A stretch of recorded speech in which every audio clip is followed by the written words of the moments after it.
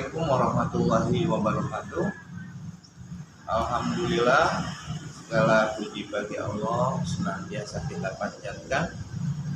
Hari ini anak-anak kita bisa berjumpa kembali setelah kemarin kalian melaksanakan ujian tengah semester 2. Dan sebelum kita masuk ke materi baru, anak-anak sedikit evaluasi ya. Kemarin banyak yang keliru di lambang IPM itu ya. Materi kita terakhir adalah IPM, Ikatan Pelajar Muhammadiyah. Lambang IPM itu adalah perisai berbentuk pena. Perisai itu ini tameng ya. Perisai itu tameng. Perisai berbentuk pena. Ini perisai. Pena itu kan runcing di bawah. Ini IPM di sini ya. Itu banyak yang keliru di sini. Anak-anak sekalian, itu evaluasi sedikit. Sekarang kita mau masuk ke materi yang baru, materi terakhir kita di semester 2 ini. Materi kita di semester 2 itu tentang warga Muhammadiyah. Anak-anak sekalian, Islam adalah agama yang diwahyukan kepada Nabi Muhammad, kepada para nabi, dan sebagai penutup dari nabi-nabi itulah Muhammad SAW. Ya, jadi agama Islam itu disempurnakan dengan diutusnya nabi terakhir, yaitu Nabi Muhammad SAW. Agama bila kita amalkan, bila kita imani, kita pahami, kemudian kita amalkan, maka tentunya agama itu akan membawa kebaikan kepada kita semua. Agama akan membawa kebaikan kepada kita semua. Anak-anak, hari ini kita masuk materi yang terakhir di semester 2 tentang keluarga Muhammadiyah. Keluarga itu adalah bagian terkecil dari masyarakat ya. Keluarga adalah bagian terkecil dari masyarakat. Baik satu keluarga ya, baik satu keluarga, maka kemudian baiklah seluruh masyarakat ya. Jadi kita mulai dari keluarga kita ya, kita amalkan, kita pahami ya kebaikan agama yang kita dapat, ilmu agama yang kita dapat itu kita amalkan dan kita praktekkan. Jadi mulai dari keluarga itulah ya, dari satu keluarga kemudian menjadi sebuah kelompok besar, yaitu masyarakat. Baik satu keluarga maka baiklah masyarakat itu. Anak-anak sekalian, aktivitas warga Muhammadiyah ya, ini penting kalian catat ya. Aktivitas keluarga Muhammadiyah itu diantaranya yang pertama adalah sholat berjamaah ya.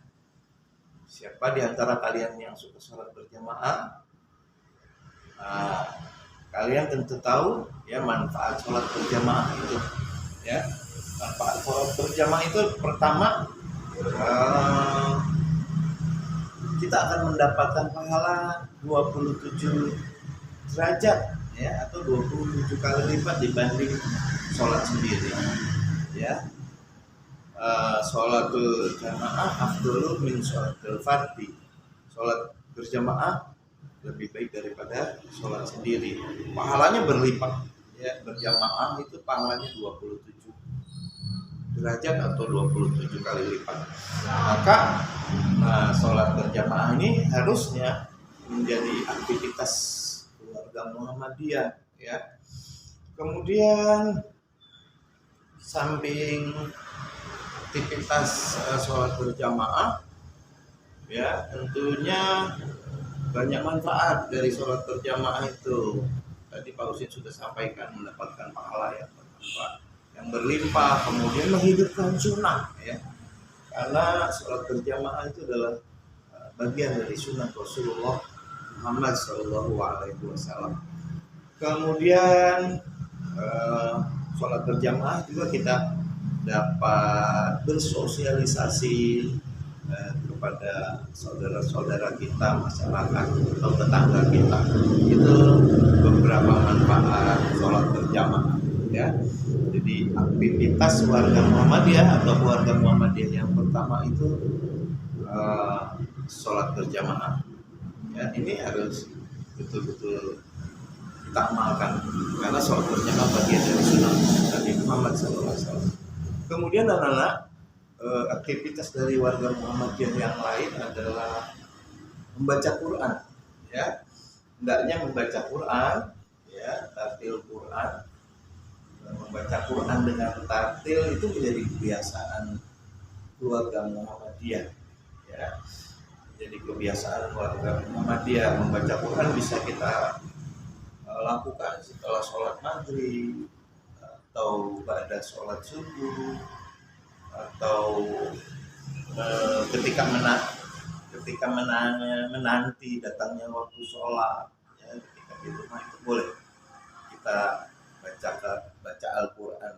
Ya, kalau kita belum mampu membaca Quran dengan sendiri, kita bisa dengarkan bacaan Al-Quran orang tua kita, bisa kita simak bacaan orang tua kita, bapak ibu kita dengarkan.